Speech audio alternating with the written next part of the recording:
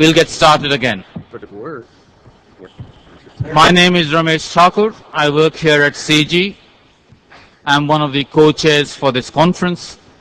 I'd like to extend my personal welcome to all of you and thank you for attending this important conference.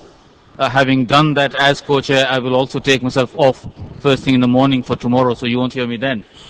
But I'd like to introduce the speakers and the chair for this session. I'll go in order in terms of their proximity to me and then come back to the chair.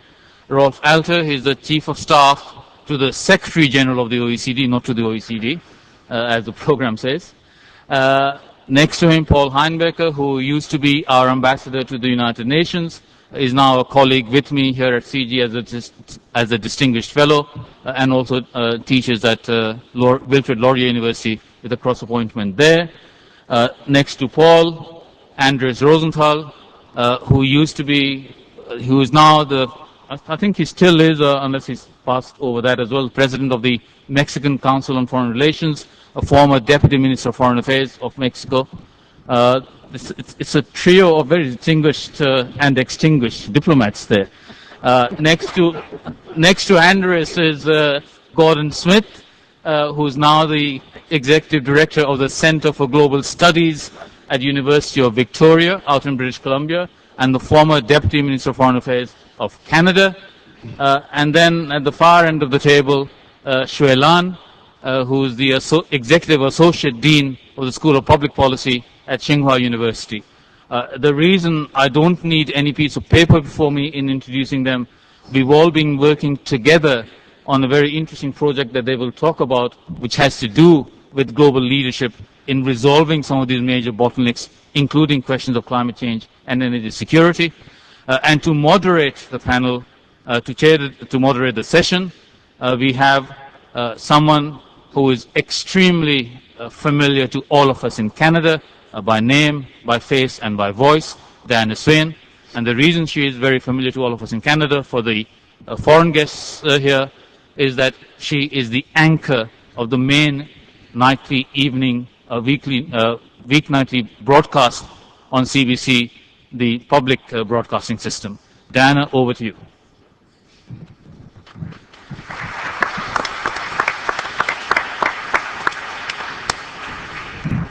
As a television journalist, I'm just vain enough to think you're actually clapping for me.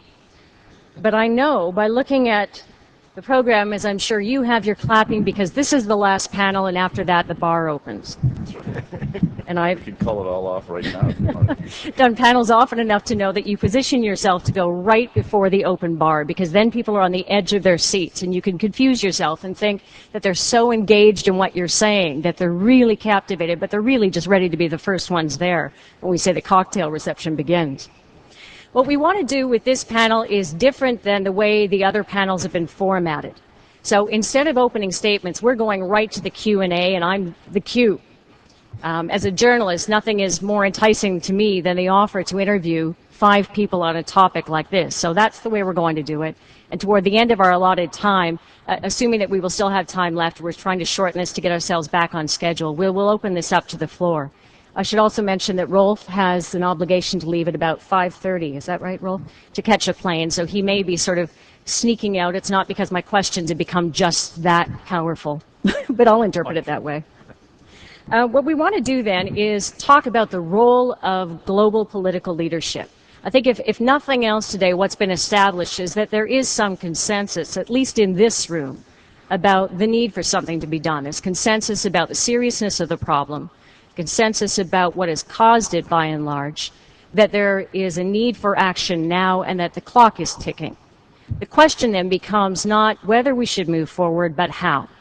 What is the mechanism? What is the role of global political leadership, and through what forum? And do we need a new one to do it? There has been a lot of discussion at CIGI and with other organizations that they've partnered with around the globe to try to figure out if something new is needed. And one of the things that's emerged out of that is this talk about, in fact, another global organization referred to so far as the L14.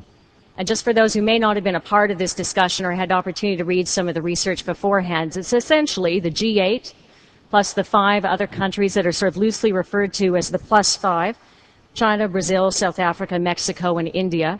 This new incarnation would also add Egypt, so there'd be sure representation from an Islamic country. You get out of all of that the L14. The idea being that they would be equal members, but that this particular body would deal with the issues of climate change and energy security.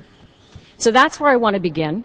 And as a journalist, we seemed only appropriate that I would take the adversarial role here. That's my natural comfort zone. So that's how we're going to try to work this panel, is not just to let the speakers have their say, but to let me challenge them as best I can with my knowledge, which really doesn't approach those of you in the room. So we'll get to you later.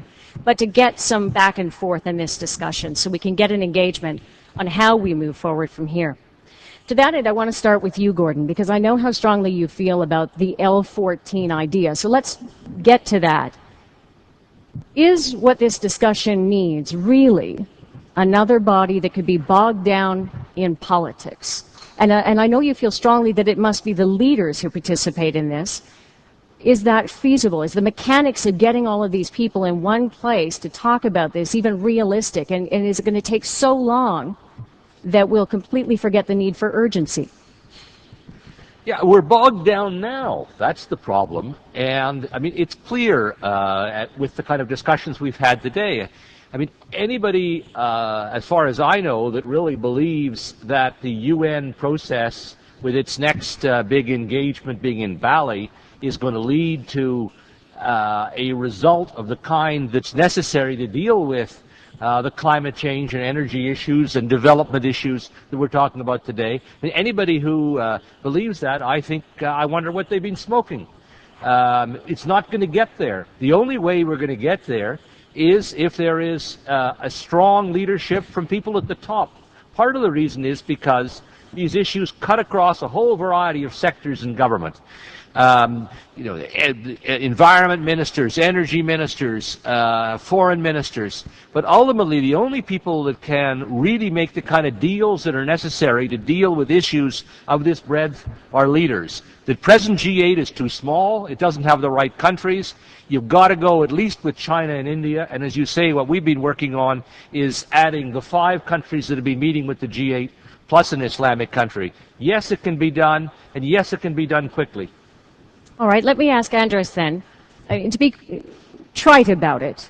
We talked about it yesterday as the cool new club, that you might get buy-in from member nations by saying this is the new thing in the 21st century, this is the new G8, and you get to be a full member from the outset. But here's the price of admission. You have to change the way you do things. And membership means you get to go back to your population and tell them that there's going to be a new carbon tax or that they've got to change the way they live. How likely is it that nations such as Mexico or China would say they would be willing to pay that price of admission to be a part of this club? I think we look at this from different perspectives depending on the country concerned. In the case of my country, climate change and the need for a major modification of lifestyle and of way of doing things is an issue which has been pretty much accepted by not only public opinion but by the leadership. And within the G5 or the O5 or whatever you want to call them, I think Mexico takes a middle-of-the-road position. We are not stuck in the debate that has taken place about who's at fault, who started this, what do we have to do. We are of the opinion that it's time to do it. We think that the G8 plus 5 format is the way to do it, because we, without being representative of countries or groups of countries, are large consumers and large polluters and large producers. And as a result of that, we probably would, if we were able to reach a decision on how to go about this, we would be able to satisfy at least a good proportion of the situation. Now, this is not necessarily true of all of the countries, either in the G8 or in the 5. Brazil and India have a rather different position. China has the position that you heard already twice today about the need to develop and therefore the need to use its coal resources, and that is an overriding issue. But if it isn't through a group such as a G8+5, where you can thrash these things out and come up with commitments, we will be stuck or deadlocked on these issues for quite some time. And just to mention, when you talk about the role of political leadership, there are two types of roles. There's a negative role and there's a positive role. The negative role are the leaders who refuse to take difficult decisions for political reasons, abdicating in effect the leadership role, or who use political decisions as tools or instruments of foreign policy in the energy sector. Witness what's going on in Eastern Europe in terms of supply of gas, for example, to Western Europe. And then you have the positive leadership, the positive leaders who try to move the agenda forward, who try to find, in the case, for example, of climate change, a way of moving the agenda rather than talking at cross purposes. I know from sitting at a table with Xue Lan, who's sitting at the end of the table now, and watching your reactions today to some of these presentations, in particular those that reference China, how would China feel about being invited to take part in the L14 with the understanding that the whole express purpose is to reduce consumption? Well, I think if the whole purpose is reduce the consumption, I think actually China might not be the one that be most useful in terms of consumption. I think per capita consumption of energy, I think China is only a very small fraction of those of developed countries. So I think but I think I think getting to the fundamental question of why Chinese leaders to participate, join the G5 and to participate in the G8. I think it's that I think the Chinese leaders have recognized that in terms of the future development, in terms of vision for China in the future, it's not a country of isolating itself. China has to be integrated with the world, has to develop it with the world. I think that's sort of a vision of shared development. I think that's something that I think China have, over the past few centuries have waved back and forth. But I think for this generation of leaders, they recognize that and they really embraced globalization. So I think that's the first thing I'd like to say. And of course, I think that's probably not enough. I think China recognized that indeed there are many problems that really sort of facing China, facing the entire global community. And I think China wanted to engage in the dialogue. But at the same time, I feel that in order to really to come to global innovation in the governance, I think what this center is about. I think the next thing about leadership is empathy. I think that's what we really need, and I didn't see that in many of the discussion here. I think I wanted to share with I'm someone who lived in China and studied and taught in the U.S. and went back to China, and I would say that empathy is the most important thing in building a dialogue. The empathy, that is, we've talked a lot about the strategies here and there. But the first thing is, let's think about developing countries. I'm thinking about the poor people in Guizhou province, in Qinghai, in the countryside and so on. The people who have not had the opportunity to even to use a light bulb. I think actually China's development over the last 30 years really brought hundreds of millions of people out of poverty, and they really are able to enjoy many of the things that people here have taken granted for centuries. So I think in that part, I'm thinking of the people who are in Africa, in many, many other developing countries, who have not had the chance to experience the kind of development in China. But they may have to hope that to follow the models that of other developed countries like developing countries and developed countries. So I think that we in discussing about this, we really have to think about from another perspective, from the countries who are developing. So I think that's something that I'd like to mention. And this next thing I think is a political leadership means courage. I think there indeed, I think the courage of developing countries that would have to face the reality that China indeed is not able to enjoy the kind of lifestyle that's experienced here in the United States, Canada, and so on. And even though they may have the capabilities to do so, I think let me give one example. That Les Brown, who is a sort of well-known environmentalist, who once visited Tsinghua University, and I invited him to Tsinghua Forum, which is the highest academic forum in Tsinghua, to give a talk about his Plan B of sustainable development.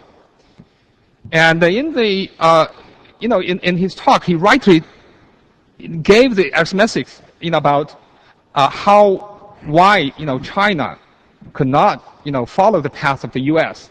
of having families, having cars, have its own single family house, and so on. And because as my colleague, so the previous people, the speakers have mentioned that indeed, that would consume probably most of the oil supply. So after his presentation, we organized a round table of Mr. Brown with Tsinhua's Students' Green Society. And to my surprise, his argument really angered a lot of the students of the Tsinghua Green Society.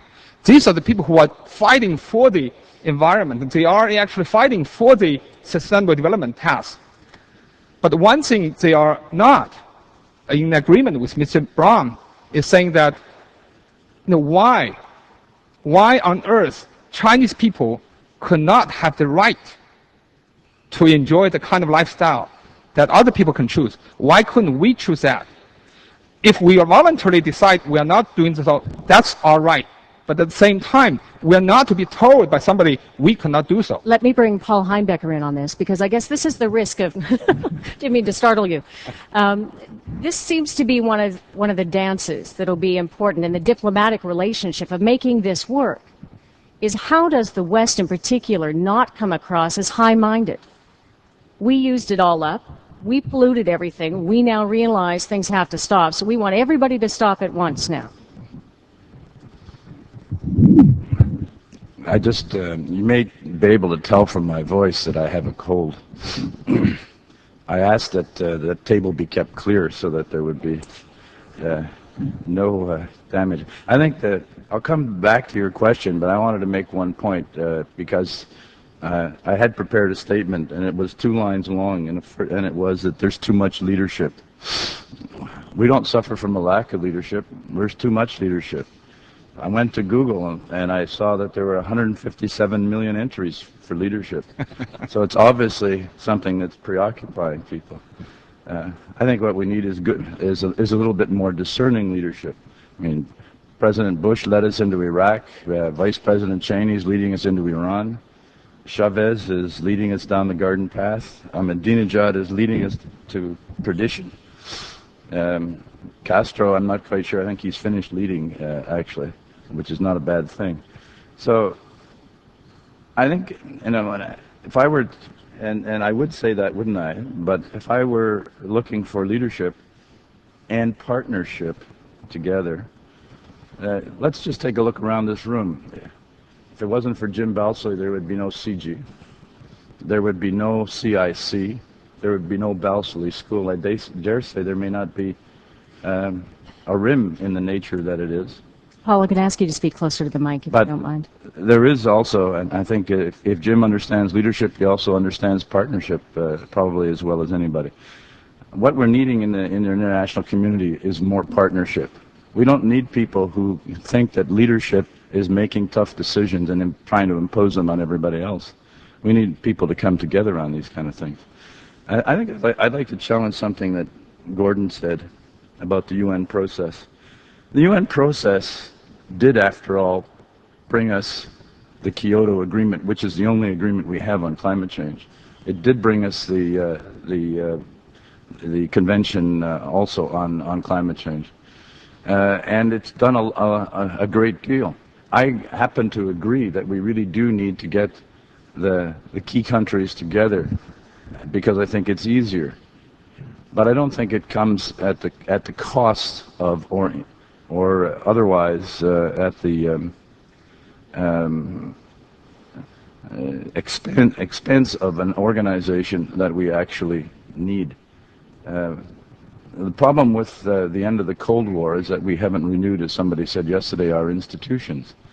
And so that's partly what we're trying to do now, outside of without the incentives of the damage of a Cold War or of an actual war. We're trying to sort of update things.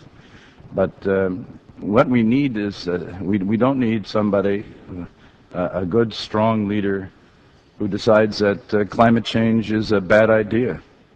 We had one good, strong leader who thought climate change came from trees. Now we have another one who says he can't do anything because it might have an effect on his economy. But everybody else, you're all welcome to do that.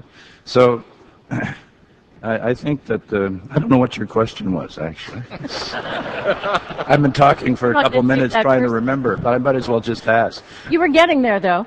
Is it the notion that how does the West prevent itself from being perceived as high-minded by countries such as China or other countries in the developing world who say, wait a minute, you're going to tell us we can't use coal at our discretion, that each home can't have a car in the driveway. You've had that for decades. Now it's not good anymore?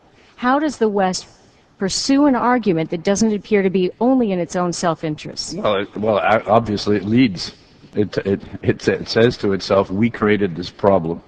It's been in the process of being created since the beginning of the Industrial Revolution. I found it striking when I was in the Kyoto negotiations that for some reason the developing countries weren't persuaded when we invited them to join us in making an equal sacrifice. So I think we have to, we have to do the kind of things we said we'd do. We knew in 1997 that there would be policy consequences for the level of reductions that we had taken, and we knew that was only a down payment on what was to come later. But actually, we haven't done it. Now we're saying, but that Kyoto stuff, that doesn't work. Well, it's because we didn't do it. That's why it doesn't work. We had discussions in the previous panel on taxation of, on carbon tax, on cap and trade systems. I can tell you, I had that discussion in 1997. We haven't done anything since 1997 about how difficult it is to do this. So if we're going to come across as not completely self-serving, I think we're going to have to do it ourselves first. It's obviously the case that you can't solve the climate change problem if China and India and others don't participate. But they're not going to participate on the basis of our evading our responsibilities. I want to bring Rolf into this now, and from the perspective of the OECD, being tasked with trying to kind of broker this new arrangement, at least the one that exists now between the G8 and the +5.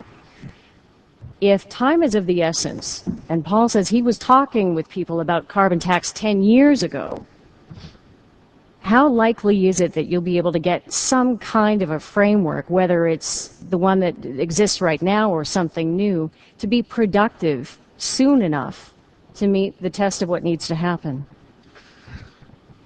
I think that there is no reason to be not optimistic for the simple fact that it's quite natural that a group of countries like the G8 existed in the 80s. It was created with a similar idea: provide some sort of structure and leadership to the world economy. Only that at that time, the G8 reflected, in fact, the largest part of the world economy. In the meantime, the situation has changed dramatically to the benefit of those new countries. And not surprisingly, people who realize that whatever you decide in a G8 context to do, whether it's positive, difficult, politically loaded, it remains very limited because you forget 5 big major players in this economy. So the invitation is something that reflects just reality. Why would those countries buy into this concept? Certainly not if you had a single issue G13, L14, whatever. I don't think so. I think the advantage is that you will develop over time an agenda that fits the interest of all of those that are sitting at the table. It's not just climate change. And by the way, I mean, today you couldn't see better how vast this policy area already is. But look at it.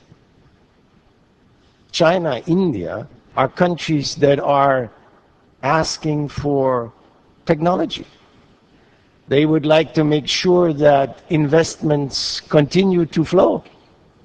They would like to see that they can actually trade, sell their stuff, be it services or goods. So they need a partner. And these are the other ones. So I think it's a mutual interest group that gets together and will make the decisions as they were always made. You broker a deal. It's not about imposing, it's about finding terms where everybody can say at the table, okay, I am sitting comfortably, I can speak to it, and then we will find out if we make a package, how can it be done? What's the time frame? Who pays? Can we make a little deal because we need something else? So it's not, I think, a new principle.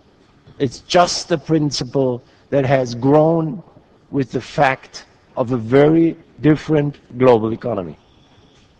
Gordon, I've seen you writing, so I know I don't have to prompt you with a question. Did you just want to? Diana, what I wanted to do was to underline one word that was used just a few moments ago, empathy.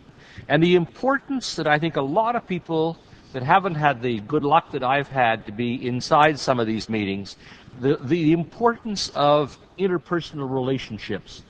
I don't know how many of you here have read Margaret Macmillan's superb Paris 1919, but you read that book and you see the relationship amongst the leaders at that time negotiating the settlement of World War I. Well, I mean, I've watched this sitting behind the Canadian Prime Minister inside the G8. I was there in the mid-90s. I watched the relationship between Bill and Boris, and that's what they called each other. I mean, there's an eye-to-eye contact that develops an understanding of the other position, of the position of the other, understanding of the need that, well, I have to give a bit here, he'll give a bit, or she'll give a bit somewhere else. But that the empathy is so necessary to produce agreements like this, but it's so hard to, you can't quantify this.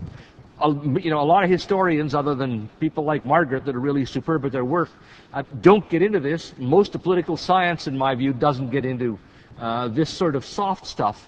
But, I mean, from my own experience of watching leaders meet, this capacity to empathize is critical to achieving agreement. Andrés, I wanted to bring you into this discussion. I mean, how important from your view is the personal interaction between the people at the table? We heard former Prime Minister Paul Martin say to us yesterday that he thought it was critical, that those relationships become something you learn to depend on. You develop a dialogue with each person, a bit of a give and take that you call on the next time you see them.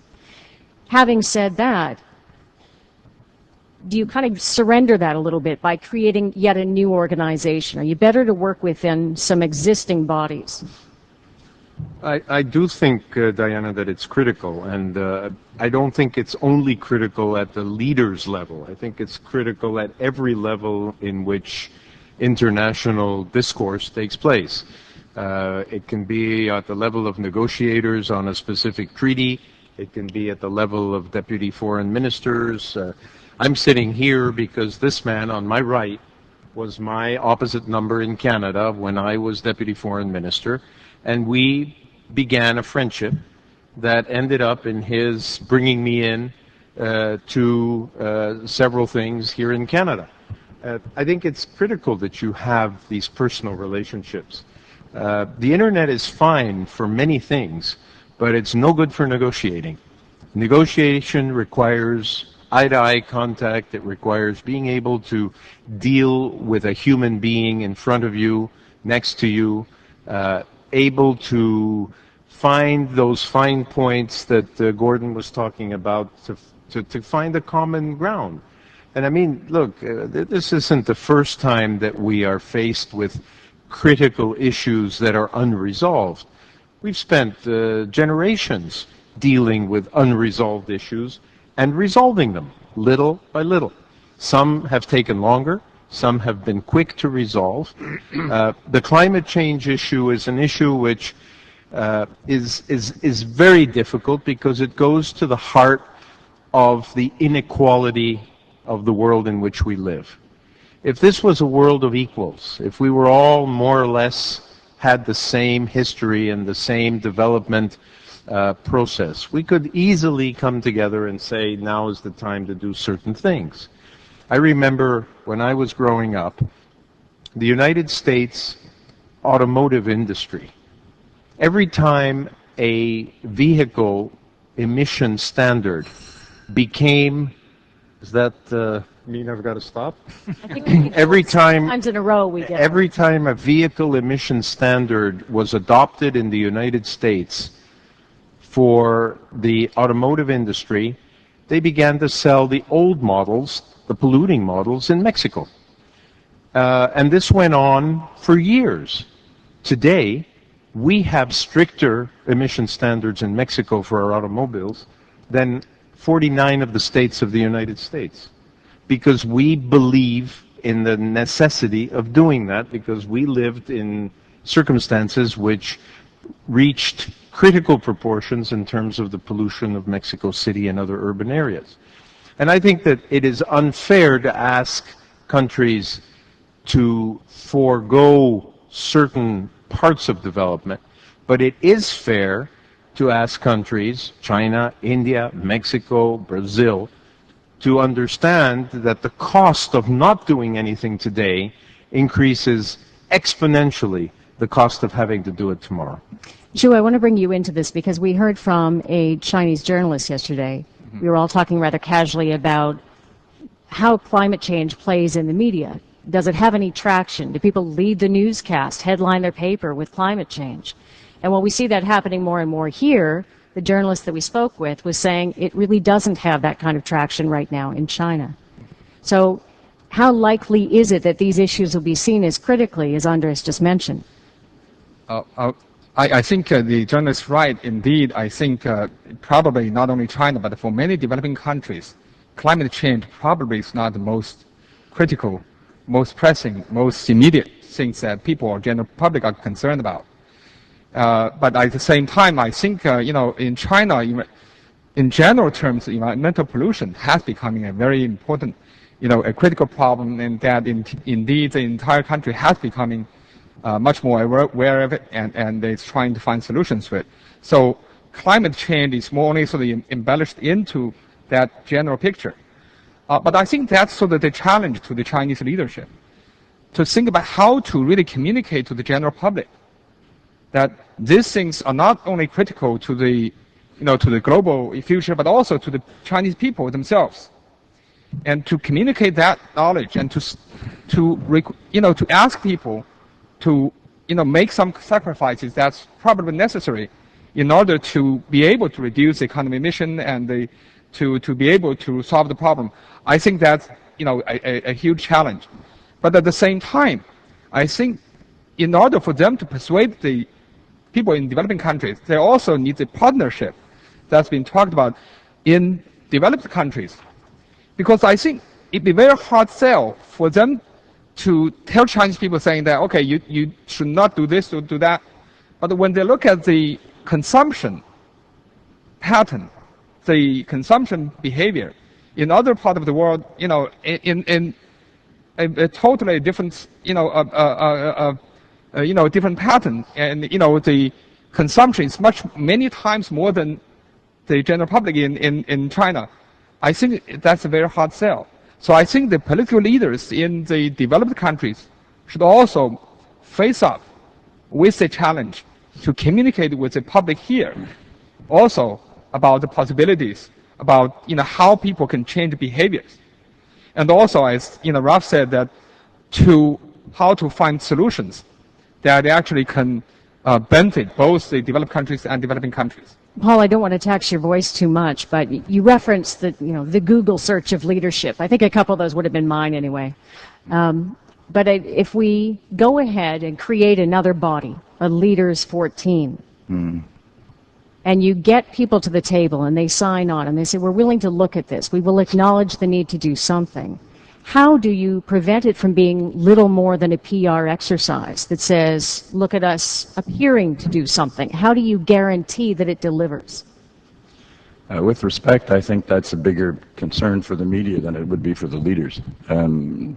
There's been a kind of conventional wisdom which has grown up that G8 doesn't do anything, they just get together for photo ops, and I'm afraid it's not true. They actually do things. Most of the work that we've done on terrorism began back in, what, 1988 even in Halifax. The same thing for the increasing aid efforts in Africa. I mean, it's very easy to be cynical. But at the same time, I don't think it's warranted. I don't think you would get 14 or 15 or 20 leaders around a table who would just come for the photo op. They got a lot of other things to do.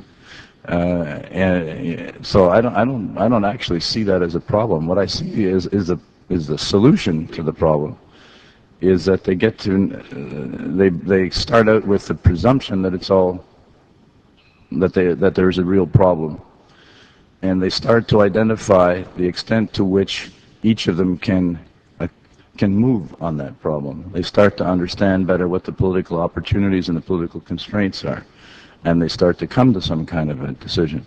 So I think it's if you're having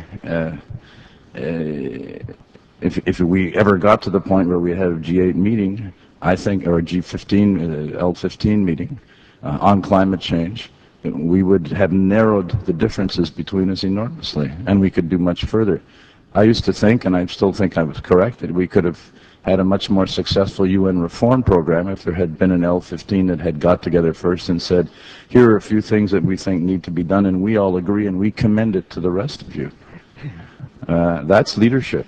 That's leadership and partnership. By the way, in Google, partnership got 204 million entries, which shows that it's more important than leadership. Rolf, in consideration of the fact that I know you have to leave the panel in a few minutes, and I see you've been scribbling as well, I'll let you weigh in on this.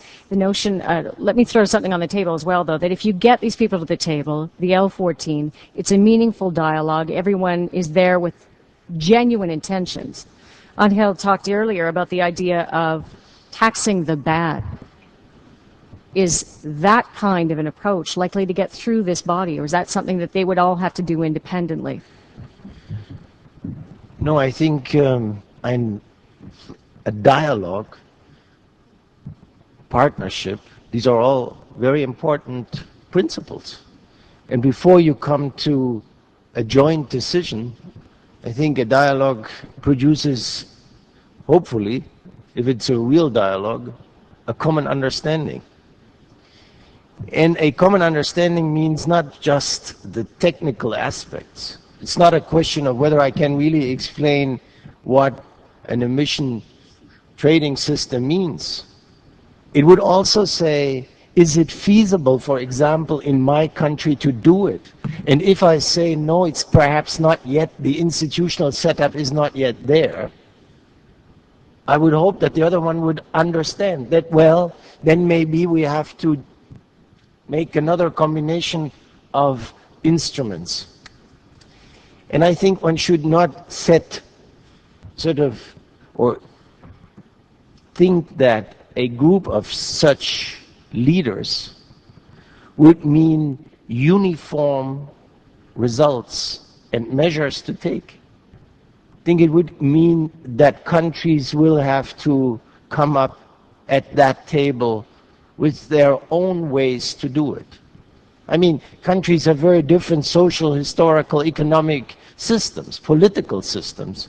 So it cannot be that we just say, there is a concept, I know what it means technically, how to get there, and then everybody does the same thing. If I may just... If I can interject on that point, though, I mean, how likely is that to be something you can sell when you get back home, that what seems reasonable around the table, with everyone trying to be very open to the idea that they have different systems and different advancements and different sort of appreciation of the problem, but you get back home, you have to sell it politically.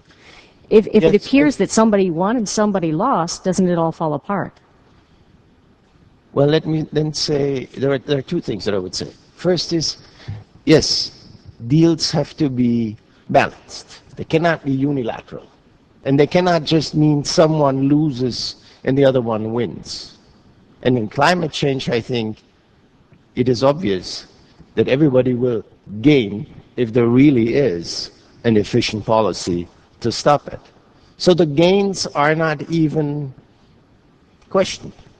The question is how to get there. And you know, when you say, is it difficult to sell at home? I think if you see how the OECD, just one of the many international institutions, but after all, a club, a bit bigger than 8, a bit bigger than 15, 30. But nevertheless, when you see what it means for politicians who have to sell what you say, sometimes very unpleasant reforms, and they can go and say, well, look at this at home. Other countries do this and that. They take such measure. And why do they do that? Because they want to be keeping up with everybody else. I think you get a very good argument, in fact, to do things at home because you know that everybody else is also moving along. And it's important. You know, the OECD speaks very often of this principle of a peer review, no? Peers. A small group of people get together and they look at each other, I think it's even a selling point for reform, not just in climate change, much more generally speaking. If you can have, as a politician at home, the argument that this is done elsewhere, and if we don't do it, we're falling behind. Maybe we save a few of those economies today, but tomorrow we'll have to pay even more. So the group is not only an instrument to really raise understanding, it's a group that can agree on principles. And next year, 6 months later, when they come back, they will have a chance to say, have you delivered? Have you delivered what you promised? Have I delivered? And as Paul was saying, the worst is, of course, if someone says, okay, we've agreed, but it's not for me to do it. And 6 months later, you come back and nothing has happened. And Paul was saying, 10 years later, we're coming back and nothing has happened. I would say it's a reason for a certain lack of confidence. And if I end on this note, when you see today in the real world how this group of G8 and O5 gets together, you can see that they have to overcome certain lack of confidence. They have to overcome it. And how do you do this? By being serene, serious, and deliver. Then I think you can create that atmosphere of empathy and of trust that then allows you to say, yes, I will make a step because I know you also will provide a step towards the common goal. Thank you, Andrés. I wanted to perhaps say a couple of words on the realities of this issue, of the climate change issue. Here the international community did get together, did approve a blueprint for tackling climate change, for reducing emissions, signed the protocol, and what happened afterwards is best described as pin the blame on the donkey. The industrialized countries, especially the United States, decided that they wouldn't do anything because the developing countries didn't take on the commitments. Developing countries said, well, we're not going to do anything because it's all your fault to begin with. So either you pay for it or we're not doing it. Of course, in the meantime, we see the results of not doing anything. Now, it's, for me, clear that when you do get these mechanisms, you call them institutions or bodies. I don't think they should be institutions or bodies, but mechanisms for dialogue to work.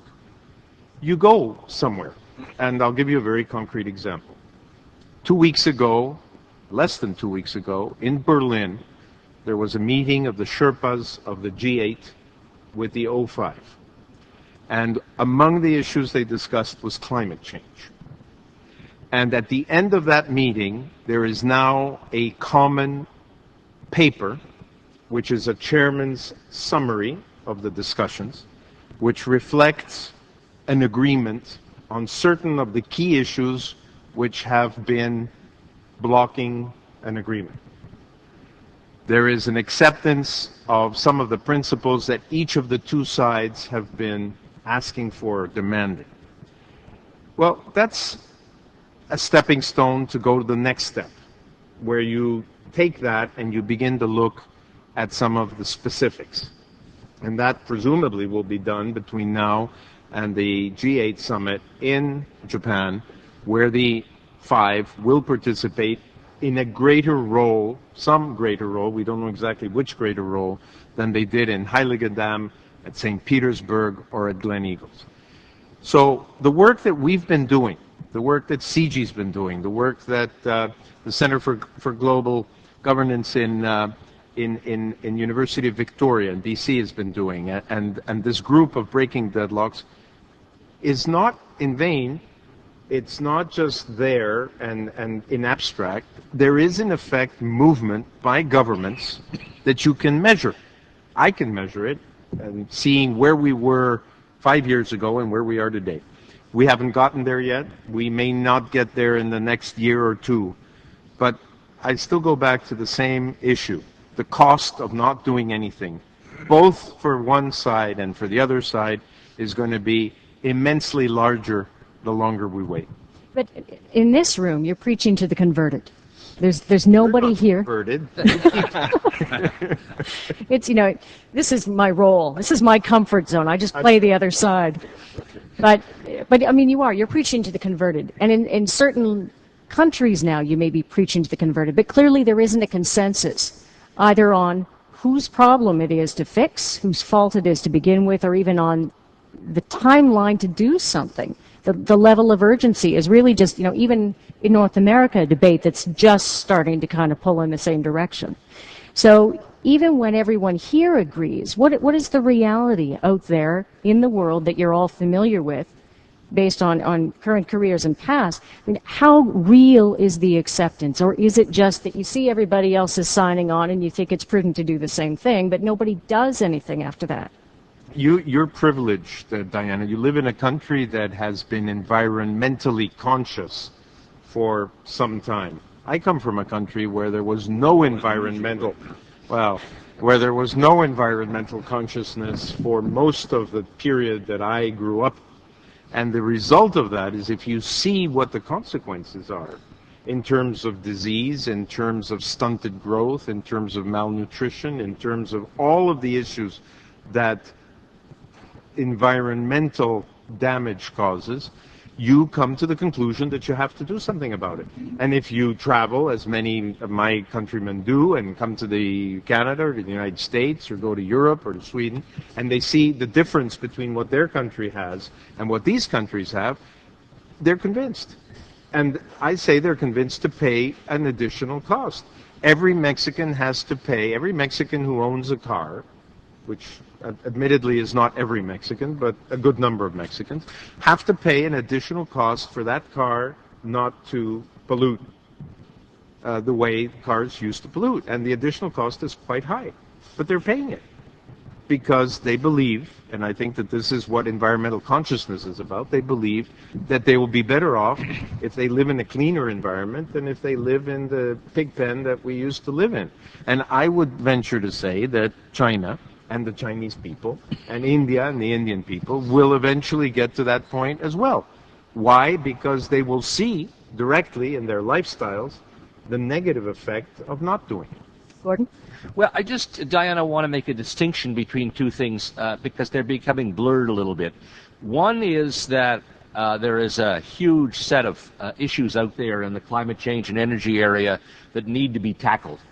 And what the sort of nature of that negotiation might look like to try to come up with a win-win deal. And then couldn't leaders of the key countries play that role? But there's a broader issue here, and indeed, several people have referred to this project. We've in fact had 16 meetings, I think, on different subjects, from nuclear proliferation to through to infectious disease, and I think it's the feeling of those, or most of those that have been involved, that more broadly a different mechanism is required. And I think, it may be that this new mechanism will be struck not in response to climate change and energy, although I think there's a good chance it will be. But if an avian flu suddenly really broke out, and it was a global emergency that required international cooperation to deal with it, somebody could think about calling this kind of enlarged group of countries together to deal with it. So I don't want people here just to think that there's a necessary and sort of equal in all respects connection between solution to the climate change energy set of issues on the one hand and this enlarged summit on the other. The latter is a bigger issue about how we deal with an increasingly interdependent world. Paul? Yeah, I want to. I'd like to say a word in defense of politicians, or at least leaders. People who seek that office, obviously there's ambition involved in it. People, it's a greasy pole. People want to get to the top, just like they want to get to the top of whatever other pole they're climbing. But also they want to do something. I think that's what the significant thing of public office is. They want to make things better. And a technique which brings leaders together in a circumstance where they're looking at the same problem, understanding what the political limits and the difficulties each other has, I think gives them an opportunity to achieve things. So I think the leaders are going to want, and I don't think you're ever going to get to maybe I'm wrong, maybe it's a faulty understanding of democracy. I don't think we're ever going to get to a situation where all the people in China and all the people in India and all the people in Brazil and all the people in Canada and the United States have all come to a consensus that now we have to do something about climate change, because when we get to that consensus, we're not going to be here anymore, I don't think. So it's up to the leaders to point the direction, and that's what they do. And sometimes it's very, it requires making unpopular decisions. I remember Brian Mulroney saying that no leader should leave office popular, and certainly he fulfilled that objective better than practically anybody. I wanted to ask Rolf, in the discussions that we had today and yesterday and the night previously in Toronto, listening to those discussions, from my perspective, I didn't hear the name of one country or one leader come up over and over again as being on the leading edge, as having taken charge on this particular issue. Today I heard reference to Norway. My narrow political experience would tell me that they may not be the one to lead the charge. But is there, from what you see at OECD, a country, a leader, someone who seems to be able to get this kind of consensus, pull people together, that is the one who could lead this forward? I agree. I think it is very often a question of personality, of capacity to bring together, to pull together. And from time to time, as history shows, these kind of people emerge. But I don't think that they can be grown on trees so that you just take them off when you need them. On the other hand, though, I think if you allow for places to exist, or you create them, such as this one, you create a space in which people, even if they are by themselves, not all great leaders, but where people get together and in a collective way take responsibility. I think it's very important. Surely there are personalities that can replace for a certain time certain platforms. But more generally, I think, and in line with what I would call democratic values, I think we should be not going for too much of leadership of that sort. I think we should go for leadership that is in a institutional framework possible, it's encouraged, it should happen. But that means you have to think about it, what is the right framework for such a decision making.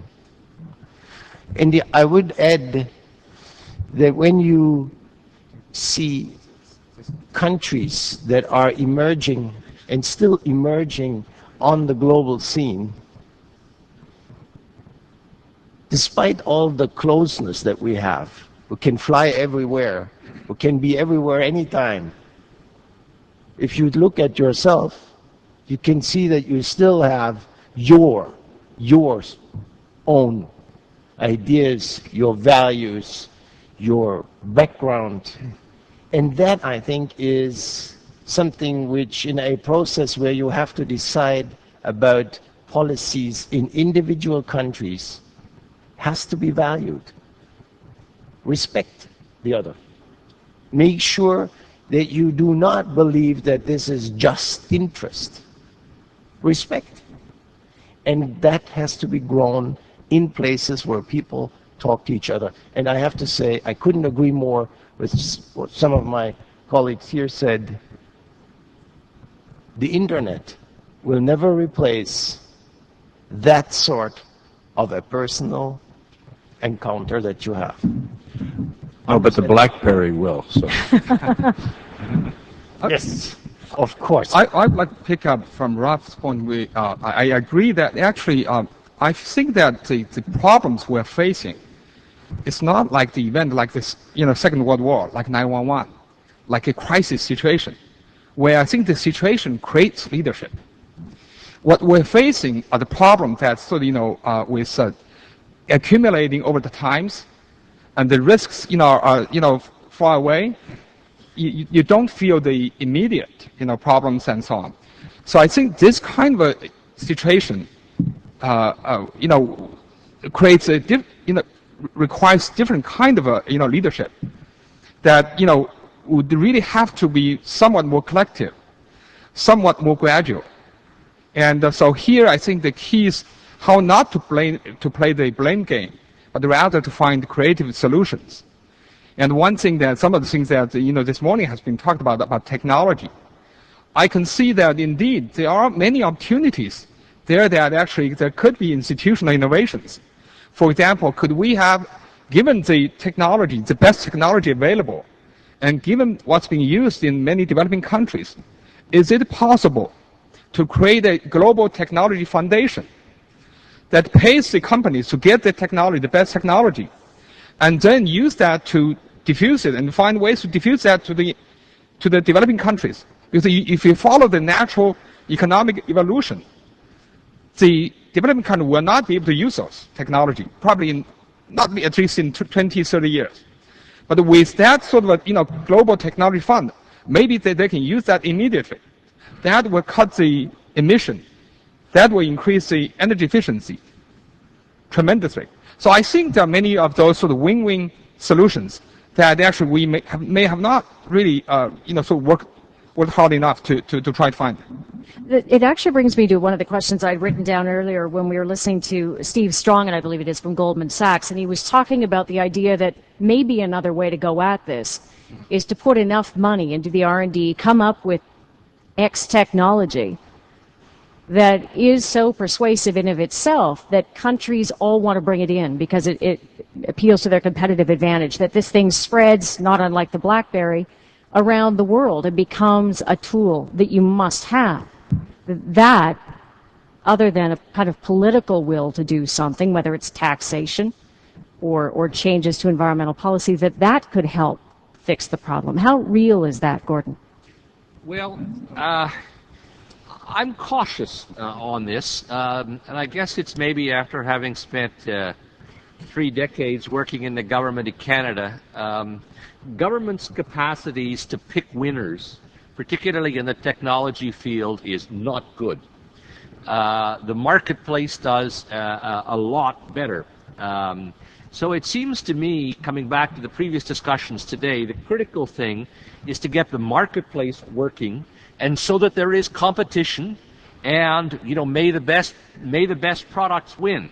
One then has to find ways, in some cases one has to find ways, as Lan has just said, of facilitating technology transfer in such a way that those that have developed the technology are rewarded for it, but still find some kind of technology transfer.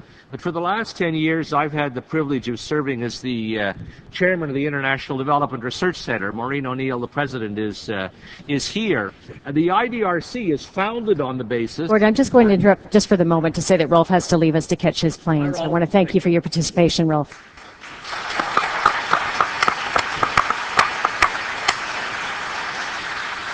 Really, I was almost done. I just wanted to say that what the IDRC was created for was to help developing countries find technology solutions to the problems that they have. That is very good. I mean, it can't be just a matter of transfer of technology. It's the development of technology in the South, and there are a lot of things that we can do in the North to make that happen. But the best thing, though, is, as I repeat, in my view, is to be very cautious about governments trying to pick what the best technology is and funding it. It'll be one mistake after another. I want to pick up on one thing that, again, as a journalist, is the worst possible scenario, which is that everyone on your panel agrees. And you just keep moving the conversation around, and there's no friction, no resistance, which is, the moment television is made for. If everyone here agrees on the need for leadership on this issue, that the mechanism may be still, a bit rough on the edges, but there's a general thinking about the way to move forward, then is there anything on this issue that you don't particularly agree on that is still sort of stopping forward progress? I didn't agree on leadership, still. But you weren't very aggressive with that, Paul. If you could... You want me to be aggressive? That'd be great. Okay. You can do that. I can do that, too. Maybe not when I'm this sick. I think I was more than just trying to be entertaining on the business of partnership, because we've got, the world's had a lot of leaders. Genghis Khan, there are a lot of leaders that perhaps we would not want to be following. And when you were saying we should identify a country who's going to lead, well, the obvious candidate would have been the U.S., but they were leading us on this issue, not at all. But that's where I think sensible people have to come together. But I don't know. I can disagree with Gordon on the UN if you want. Gordon, I think that you're... UNFCCC? Yes. Oh. Yes, absolutely. It was already working and accomplishing things before most people understood it even existed. I mean, it goes back to, you can go back to that chart we saw with Jacquard with, the conservative government of Brian Mulroney was already taking steps and was holding climate change conferences back in the 80s. So, and that was all happening in the UN. We want to talk about it. There's an international legal regime. It's based on the UN Charter. There's 70 to 100, Louise, I'm not sure how many, environmental treaties that exist. They're UN treaties. On environment. There are treaties on terrorism. There are treaties on human rights. That's how we govern ourselves. We don't just we don't ask a bunch of guys to get together and tell us, you know, what the hell's good for us. All I'm saying is it's going to be work better if you have people who have a format where they can get together, the people with the biggest problems, and start to sort some of them out, and then they can come in that kind of consensus to the larger membership. But if you think you can impose it on the larger membership, then we're going to, you know, climate change will have changed, and you know, my people with mountaintop properties on the coast of British Columbia are certainly going to have waterfront properties. This could be good news for some of us, but Paul is missing my. I am not arguing that the UN isn't a vital body and isn't the appropriate legal body. We want to hear every word. It isn't. It isn't. No, I am not. I'm saying that the United Nations Framework Convention for Climate Change negotiating process will not get us there. And I would also argue with you, I guess, on Kyoto. And I do this with some reluctance because at this point Paul was working for me and he labored very hard. That's right. To achieve on Kyoto. But look. It was clear the United States was never going to accept. The resolution in the Senate came out immediately afterwards, where it was 95-0 or something like that. I mean, even if Kyoto had been followed by the countries that had signed on the limits, that wouldn't have got us there. I don't know a climate change expert that thinks that the Kyoto trajectory would have been adequate. No, of course it wasn't adequate, but it was a start. Yeah. And so far, we haven't done anything. Well, the Europeans have. I was going to find out how good a diplomat you really are, Andrés. You're sitting in the middle. I'm a physical barrier here. Well, Elizabeth is in the room back there somewhere. Elizabeth Dowdeswell, and she might. Why don't you come up here and join us instead of Rolf and join the debate, because this is a debate in which you were a very clear and very important part. Come on, really. But what while I was hearing Xue Lan talk about how do you convince Chinese people that they need to alter their expectations. I won't say they need to alter their lifestyles. They need to alter their expectations of lifestyles. A flippant thought came to mind. Leadership is perseverance. I think one of the characteristics of leadership is perseverance. And I'll come to something which is relevant to Jim Balsley and RIM. Jim went to China about 2 years ago, a year and a half ago, to try to convince the China mobile telephone company that they needed to start marketing BlackBerries in China. And the answer basically was no. And now, just a couple of days ago or so, he has finally entered the Chinese market. So when Jim sells his 300 millionth BlackBerry in China, just in China, and each BlackBerry has a message at the top telling the user that he has to modify his expectations, that the BlackBerry is a wonderful thing, but that he's not going to be able to have everything that he wants, then we'll be on our way. Elizabeth, why don't you... If I could ask you to introduce yourself to the audience, and just before you start, if you don't mind, I wanted to know, I can't see any roving microphones in the audience. I'm not sure if they're available to us or not. No, they're there. There is, okay. We'll get to that in just a moment. Thank you, Diana. And I'm not sure why Andrés wanted me up here. You know something. My experience has, like some of my fellow panelists here, been in the United Nations system. But it started in the late 80s, early 90s, when I was at one point Canada's lead representative for the Intergovernmental Panel on Climate Change, and then the lead negotiator on climate change for the Framework Convention, and then worked in the United Nations as head of the United Nations Environment Program.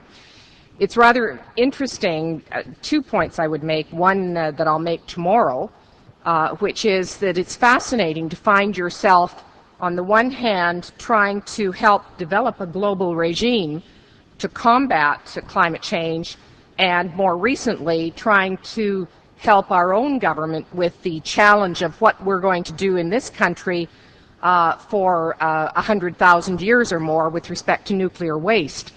The two have come together in ways that would never have been predicted before. So that's one thing. But the other comment I would make, and it's to agree with both Gordon and with my friend to the right here, Paul, right, is that that leadership and partnership are both necessary. You see how hungry the world is for that kind of leadership, but it is leadership that is both empathetic and also is looking for those kinds of partnerships that are going to make things work. The one contribution that I'll try and make tomorrow when we're talking about nuclear is that although the primary focus in many discussions is around technological questions, whether we can get there fast enough, for example, or economic questions, as we saw in the panel earlier, and I just want to leave you with the notion that there's also a question of whether we're even going to have the social license to operate in many of our countries. And so the questions in this world of difference and indifference, I guess, we need powerful instruments of governance. We need certainly a very positive and productive economic systems for both developed and developing countries. But as much as anything, we need caring, ethical human beings and their institutions who actually decide that they really care about the people on this planet that they want to live with and the environment in which they live. And so in that sense, I can agree with the most positive and altruistic things that all of the panelists have said. I want to move the conversation now to our audience, so I would ask that you put your hand up, and I recognize this gentleman here first, and we'll try to move it around the room, and I see this gentleman as well. We'll do this for about 20 minutes to get us roughly back on schedule. I would ask then that in the interest of time and trying to get everyone to ask a question, that you direct your question to one person on the panel. Yes, my question, I guess it would be to Paul. I think we're talking about a log jam here, and Canadians know about log jams, i.e. nothing happens, and then all of a sudden something happens, and there's sudden change. If, for example, Mr. Gore was elected president of the United States in November, is that not a significant change, i.e. the log jam gets broken? I'm particularly like that question because it gives me a chance to go back and attack Gordon Smith again.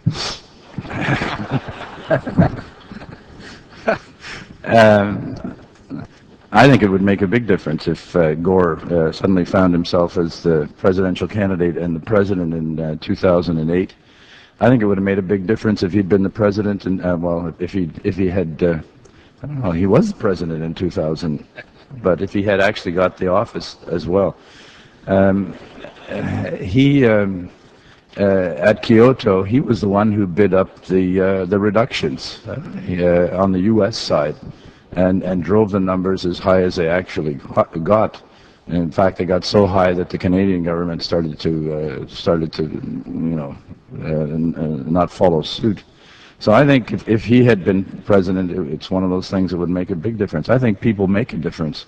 I don't think that he himself, he doesn't have he doesn't have 60 votes in the U.S. Senate, but in a circumstance in which he was president, especially one in the next round, you could expect probably quite a bit of people, like-minded people, getting elected at the same time in both the Senate and the House. So I think that would change things, and I do think it was George Bush who was the blockage, and in his simply saying that it's not good for the U.S. economy, so he wouldn't do it. I thought that was pretty close to the opposite of leadership. I'll take a question from this side of the room first. Lady at the back with her hand up.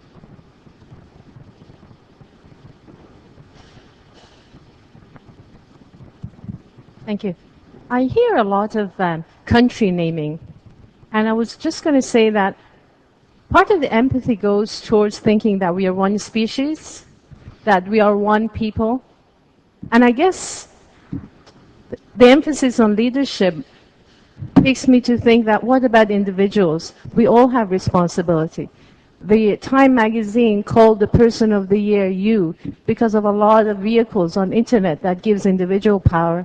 So I was going to talk to Paul and say there is a fabulous document that was UN initiated, the Earth Charter. And the Earth Charter finishes, I'm just going to read this.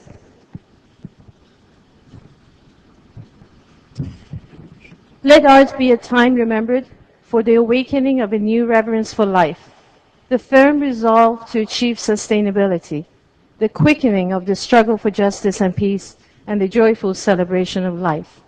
And in it, the Earth Charter International asks for a legally binding agreement that countries have to abide by.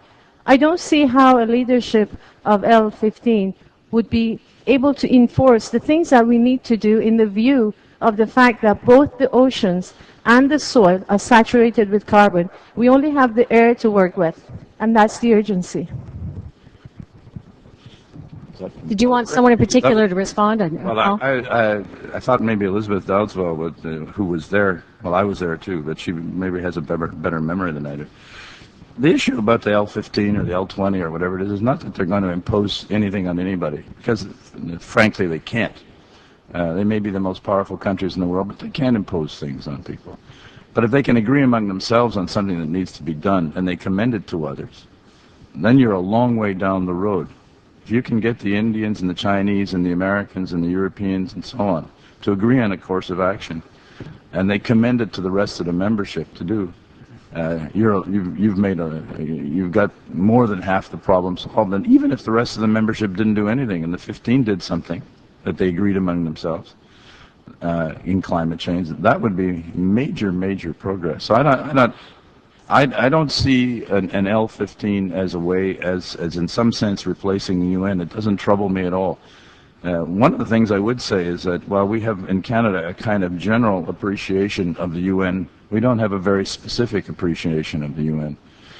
And what I mean by that is, when I sat on the Security Council, I didn't have any doubt that the Americans took it deadly seriously, that the Russians took it deadly seriously, that the Chinese took it deadly seriously. It's only in sort of cafe talk and a beer after the game that people are so critical of the UN. It is the place where international peace and security is decided. That's what the Security Council is for. It doesn't always succeed because it reflects the differences among us and among the world at any given time. But this L15 is not going to replace it, and there's no risk of that ever happening, in my judgment. There's a gentleman over here who put a notepad up very early on, so I'll let you. Well, I'm Olivier Giscard d'Estaing, and I am président du Comité pour un Parlement mondial. Et rien que ce titre vous montre ma question. Is it possible, do you think that the political leaders are in a position to find the solutions for world issues? What I mean, those leaders are in charge of their nations, not of the global. And I don't think any country accepts the leadership from other countries within their own countries. So don't you imagine the possibility of having a world leader which is not a chief of state? You know, in Europe we have a special institution, and United Europe is a model of multilateral institution.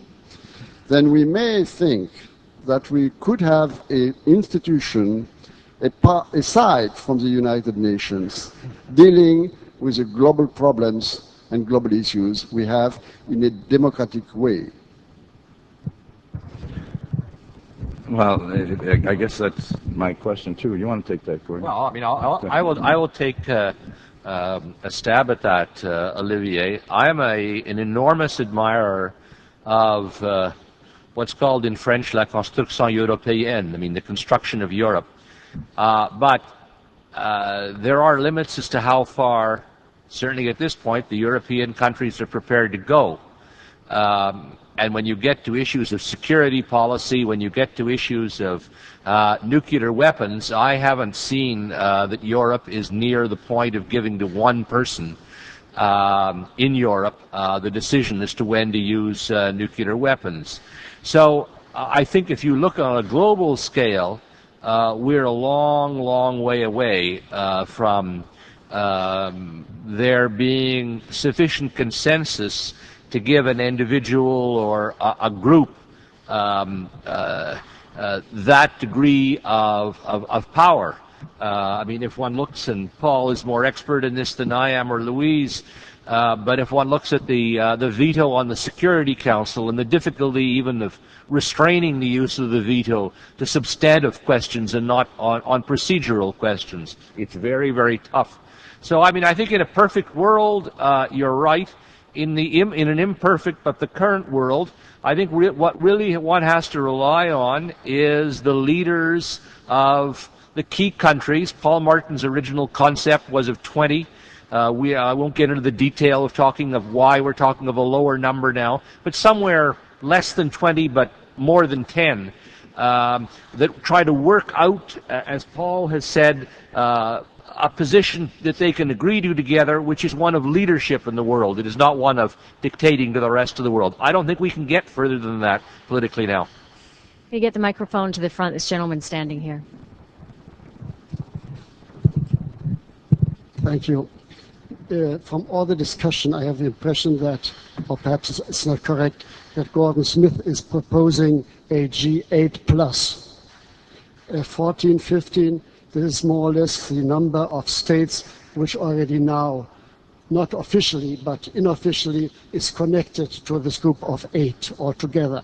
And after Heiligendamm, the last summit, one could hear that in the next meeting there would be a more solid connection with these additional countries with the G8. So there is a development in this direction. The next summit will be in Japan, and perhaps this is one of the answers. Japan could do something for this development, unless you have in mind to create a totally new mechanism, and then a lot of questions will start. But may I just add one word? I think we should not overestimate the importance of friendly relationship between leaders. It is true that it facilitates, but at least from the European experience, where we have 27 heads of state getting together quite regularly, when it comes to essential things, or what they consider to be essential, like have a common flag or have a common anthem, then you will not get an agreement in spite of all their friendship. Gordon, is the momentum already there within the G8? I hope so, but let me just say why I'm not sure that it is. Certainly everything you said, Hans, is correct. Andrés has talked about this. The 8 plus the 5 are meeting. I asked, are the 8 sitting together and the 5 towards at the other end of the table? No, they're sitting equally around the table. These things matter. So the easiest and most obvious way forward would be the formalization of that group. But my impression, your neighbor Tanaka-san may have his own views that he wants to express on this, but my impression is the Japanese are very far from comfortable with this and may well want to roll the process back further than where the meeting went at Heiligendamm. So, I mean, I don't regard it by any means as certain. The other issue that we've raised, just to be clear of it, is should there be, I mean, we've involved Egypt in our meetings. Should there be an Islamic, particularly an Islamic Middle Eastern country that would be part of this reconstituted group? One can argue that.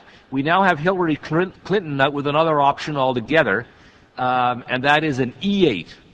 8 countries, unclear who they are, who are the most important environmental countries, which takes you then into, and I won't spend a lot of time on this, sort of variable geometry, changing groups.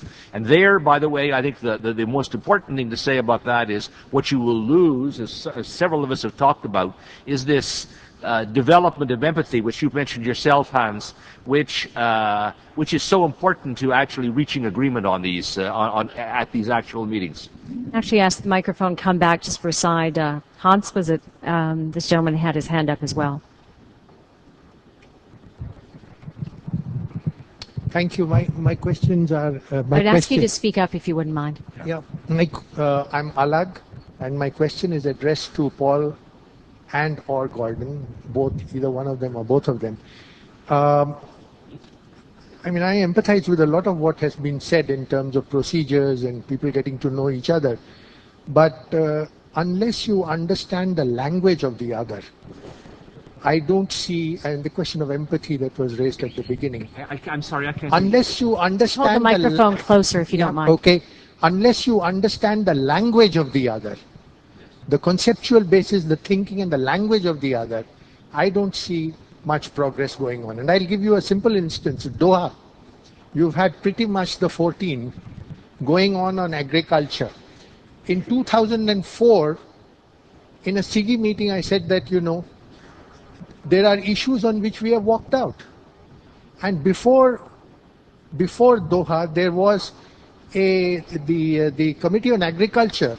The chairman had done precisely, he had the note that Andrés talked about. And incidentally, I got a copy of that note before I came also. Now, the point is that Doha has not been solved up till now.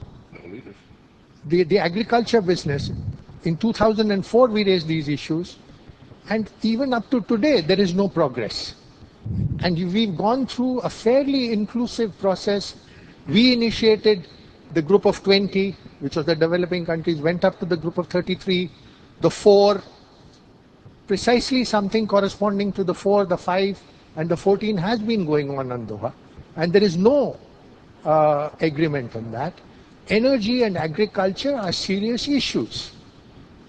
On technology or on lifestyles and strategic changes, India and China are raising those issues. And unless you meet them head on, I think simply talking about negotiating styles and better personal relations are not the issues. The issues are of a very different nature.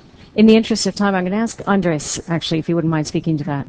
Oh, I go back a little bit to the progressive perseverance issue. It's true, there are many issues which have not been solved. Doha is one of them. I would say partly because there is a lack of leadership within, or a lack of involvement of the leaders. This is being left to technical negotiators to try to come up with an agreement. And we all know, those of us who have participated in international negotiations, that if you leave the same people negotiating long enough, they will eventually reach an impasse because they each sit on their positions and they don't want to move. But the perspective I see this from is the subtitle to CIGI's name, and that is Building Ideas for Global Change. We need to change. If we keep on doing things the same way we are doing them, we will not get anywhere. And I think that the whole idea of the L14, 13, or whatever, is to change the current system of global governance.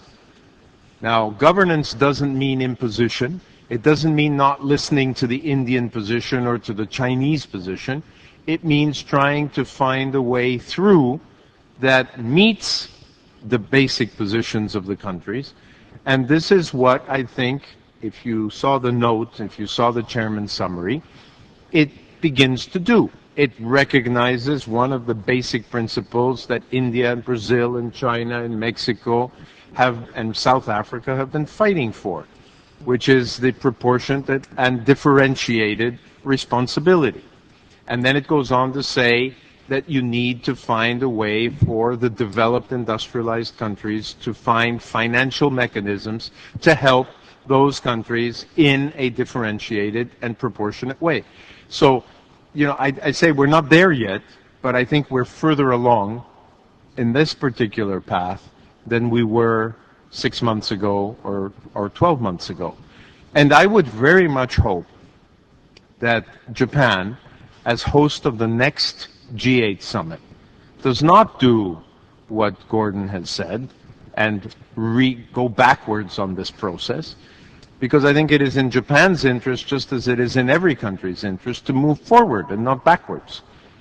And if Japan finds that it is not comfortable for some reason, I can't see why, but if it finds it's not comfortable with having Brazil and India and China and Mexico and South Africa participating in the preparation of the final communique and the negotiations of what's going to come out of the summit in Japan, we will in effect have gone backwards. And then we're not building for global change. We are regressing. We have time for one last question. I've committed to this gentleman with his hand up here at the back, and then we'll let you go. I think they're ready for us back there. Thank you. My name is Ernie Regier, and I have a question for our guest from China, and to ask whether it's your sense that the L14 idea meets the requirements of those two characteristics of leadership, which are very interesting, that came out of the panel, and that is empathy and partnership. It strikes me that the characteristics that are still most prominent are those of influence, prominence, capacity. But what about the issue of empathy, which means taking the perspective of the Dinka herd boy in southern Sudan, who is really in the vanguard of bearing the burden of climate change already?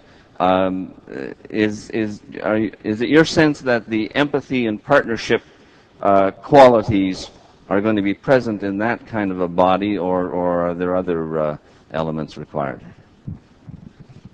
Quite sure. Okay, I'm not exact. I guess what you're talking about is the two words, keywords of empathy and partnership in terms of leadership. How Chinese leadership is demonstrating it in Sudan's case. Well, I think, first of all, I have to say that I don't know the situation in Sudan that well. But I think in terms of the Chinese government's approach in many of these sort of internal conflicts, of other countries, I think the general approach Chinese government has been trying to use, persuasion and, sort of more softer approach. This is precisely because Chinese government themselves, if you look back at Chinese history in the 20th early part of the 20th century, Chinese government themselves have suffered from the international bodies, trying to, impose on things in solving the internal conflicts, and also in terms of relationship, later with the Soviet Union. So Chinese government, I think the insistence on trying to use persuasion and other more softer approach, there is that sort of historical road that has been advocated for, by the Chinese government. So I believe that has been the approach that has been, used by China in the Sudan approach. On that note, I think we'll conclude the panel today. I would certainly say on a closing note that while we talk about the need for global political leadership and who's going to step up to the plate, is it a country, is it an individual, it is a leader we're familiar with today or not, the one thing we can be sure about is there is indeed leadership, and we've seen it demonstrated by the people on the panel today. Thank you very much for your insights.